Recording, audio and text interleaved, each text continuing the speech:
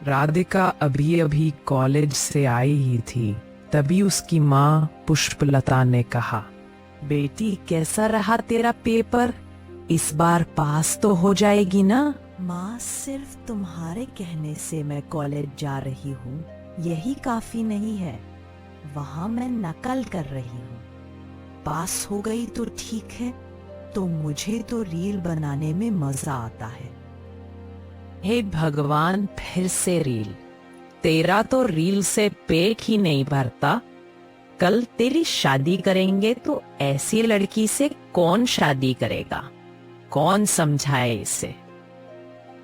राधिका हर दिन माँ को समझाती, लेकिन पुष्पलता पुराने ख्यालों की थी। इसलिए राधिका बिना उनसे बात करे अपने कमरे में चली गई और मोबाइल से रील बनाने लगी। यह उसका रोज का काम था।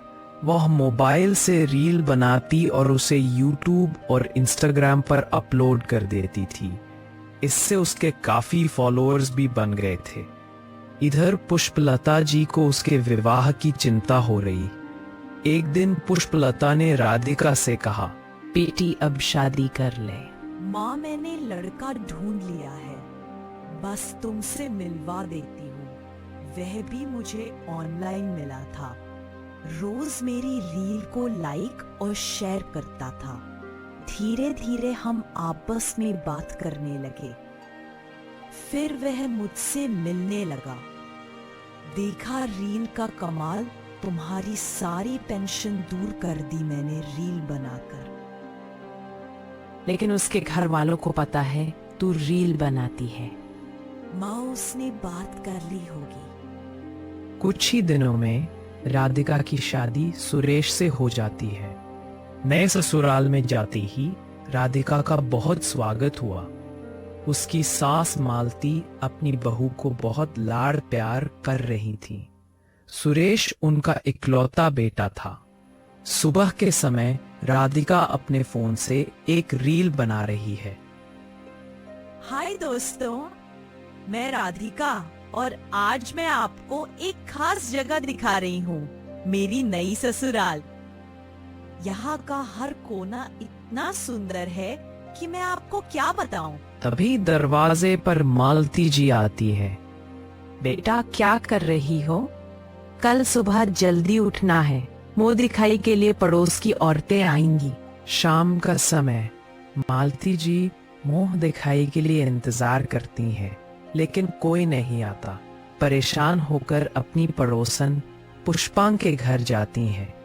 अरे पुष्पा, तुम लोग आए क्यों नहीं? मालती, तेरी बहू ने तो पहले ही मुंह दिखाई कर दी, अब हम क्यों जाएं?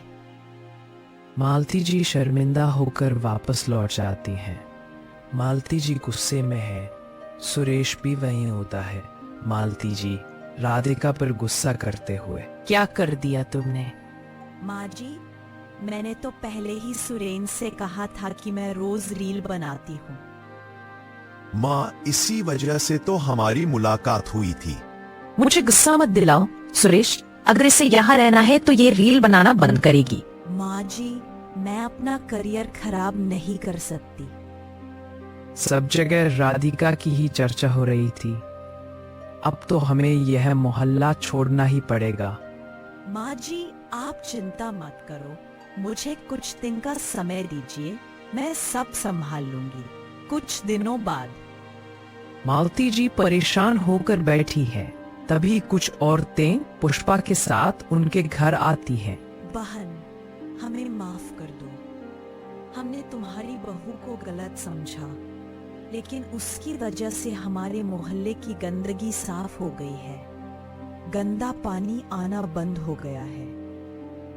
मालती जी हैरान होकर राधिका को बुलाती हैं। हाँ माँ जी, मैं जब रील बनाने जाती थी तो इन सब समस्याओं पर रील बनाती थी। राधिका, मुझे माफ कर दो, मैंने तुम्हें गलत समझा। माँ जी, मैं तो बस आपके गुस्से के शांत होने का इंतजार कर रही थी। राधिका एक सुंदर हीरे का हार निकालकर मालती जी को देती है। ये क्या है बेटा? यह तो बहुत महंगा है। यह मैंने अपनी रीलों से कमाए पैसों से खरीदा है। अभी पुष्पा हंसते हुए आती है। राधिका, मेरी बहू को भी रील बनाना सिखा दो। घर का काम तो मैं ही कर लूंगी।